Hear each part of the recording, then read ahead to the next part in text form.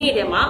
ဆရာမလေးပြောနိုင်တာတခုကတော့ဗုဒ္ဓဦးရာဟုသားသမီးတွေအရန်တွေကံပွင့်ပြီးလက်ပွင့်ကံပွင့်ပြီးစီးပွားလက်လာပါတွေကောင်းပဲဒါပေမဲ့လေးလပိုင်းထဲမှာဆိုငွေအလိန်ခံရမယ်မနာလိုသူတွေပေါ်များမယ်ငွေကြေးနဲ့ပတ်သက်ပြီးအထွက်များမယ်ကျမ်းမာရေးထုကြမယ်ကျမ်းမာရေးနဲ့ပတ်သက်ပြီးကြောက်ကန့်နဲ့ပတ်သက်တာနှလုံးနဲ့ပတ်သက်တာမူးဝေထိုင်းမိုင်းတာအောက်နောက်အာရုံကြောနဲ့ပတ်သက်တဲ့ယောဂလေးတွေဖြစ်တတ်ပါတယ်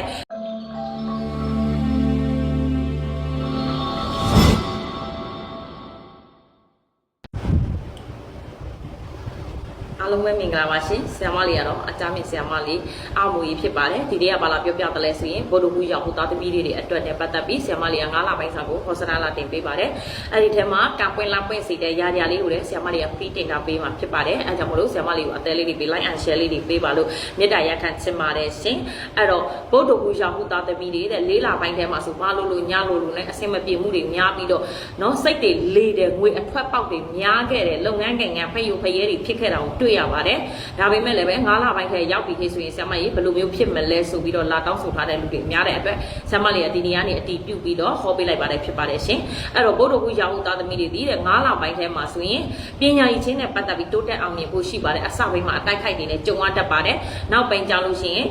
ပညာရေးချင်းနဲ့ပတ်သက်ပြီးတဲ့အောင်မြင်ချုံးဝင်သွားဖို့တွေ့ပါတယ်နိုင်ငံရဲ့ချောင်းထွက်မဲ့ဗုဒ္ဓဟူးရာဟုသားသမီးတွေဟေးဆိုရင်လည်းပဲနိုင်ငံရဲ့ချောင်းကိုထွက်ခွာနိုင်စွမ်းရှိမယ်လို့ကုညီဖေးမမဲ့လူတွေပေါ်ပေါက်မယ်လို့ဆရာမလေးကတွေ့ရှိပါတယ်ရှင်เนาะအဲ့တော့ကျမ်းမာရေးနဲ့ပတ်သက်ပြီးဟေးဆိုရင်လည်းကြောက်ကတ်တွေနဲ့ပတ်သက်တာမျိုးမူးဝေထိုင်းမိုင်းတာမျိုးစက်ကြောတွေတက်တာမျိုးနှလုံးနဲ့ပတ်သက်တဲ့ယောဂလေးတွေကြုံရတတ်ပါတယ်ဒါတွေကိုအထူးတတိပြုရမှာဖြစ်ပါတယ်ရှင်ပြီးလို့ရှိရင်ငွေရေးကြေးနဲ့ပတ်သက်ပြီးတော့အရန်တွေကောင်းတဲ့အချိန်ဖြစ်နေပါတယ်9လပိုင်းထဲမှာဗုဒ္ဓဟူးရာဟုသားသမီးတွေချဲကန်တီကန်ကောင်းမယ်လုပ်ငန်းကိန်းကကောင်းမယ်စီးပွားလက်လာပတ်တွေတက်မယ်တန်ဖိုးကြီးမားသောပစ္စည်းဥစ္စာလေးတွေဝင်ကိုင်းရှိနေပါတယ်ရှင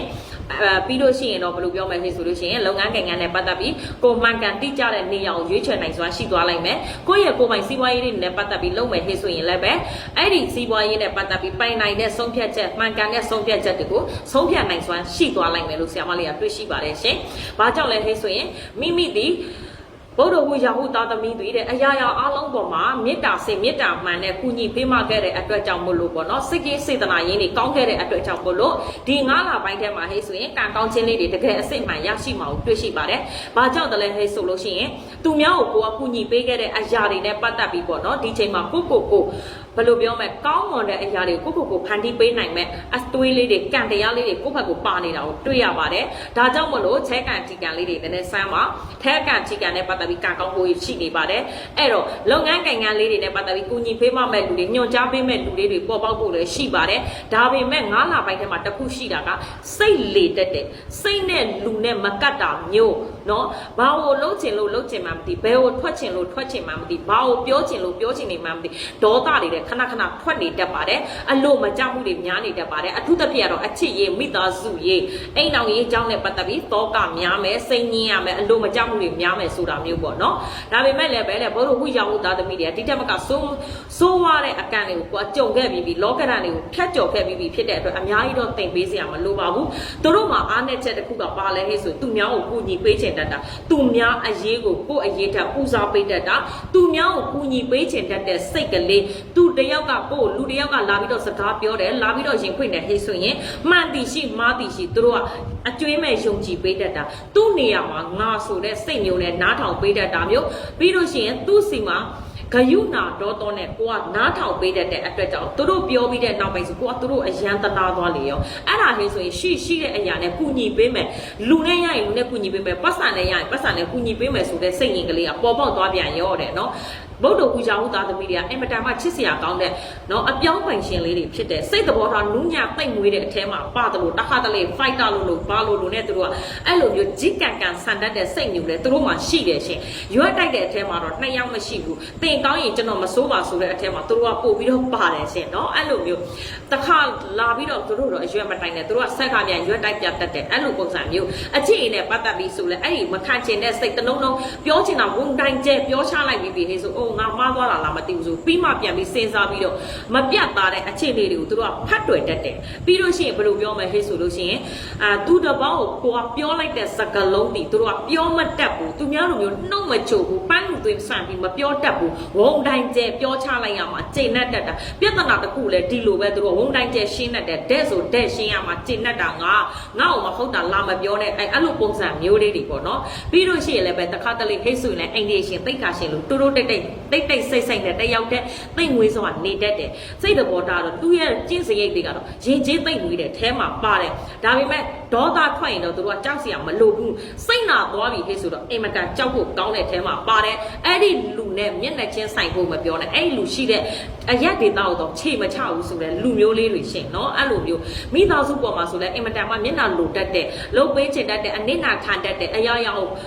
မိသားစုကိုပဲဦးစားပေးပြီးရှော့ခံတတ်တယ်ဒါပေမဲ့သူတို့အပေါ်မှာဆိုရင်တစ်ခါမှအကောင်းမမြင်ခံရဘူးတဲ့ဒါကြောင့်မလို့